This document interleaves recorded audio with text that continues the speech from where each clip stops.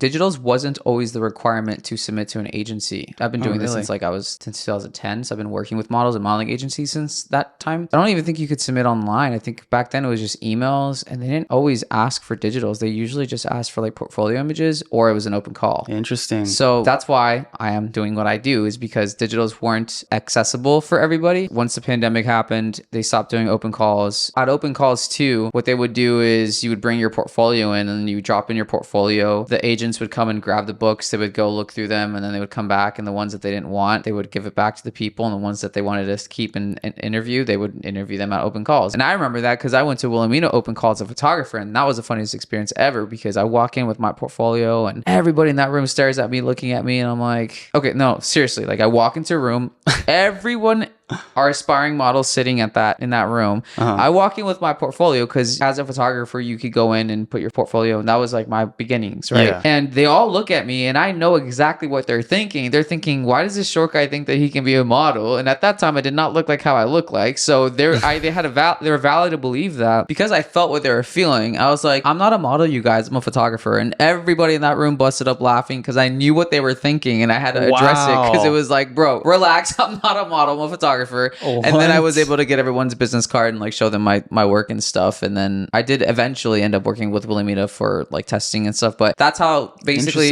open calls were back. I don't even remember when that was, 2012, maybe 2013. But then the pandemic changed everything to where now you're submitting online and they specifically ask for digitals. So that became new. So it wouldn't surprise me if they weren't asking for that back then. I'm glad that that's not a thing anymore, because that would have deterred me. I would be like, hell no. Like, I don't want to do that. Well, I mean, that's kind of what like open castings are. I kind of like it though, because the people that stand out, and I really remember that specifically because I'm like, man, I'm glad I went in there. Everyone looked at me, and I could have easily felt very insecure because they're all staring at me and I know what they're thinking, but I turned it into a favorable moment for myself because I made everybody laugh, and then because it was dead quiet, because everyone treated that moment too like, dead quiet. Everyone's whispering, and they're like very apprehensive because they want this thing so much. Just like breaking the ice and just making everybody laugh, and just like it being cool was a foretelling or a foreshadowing of just how I conduct my life and stuff.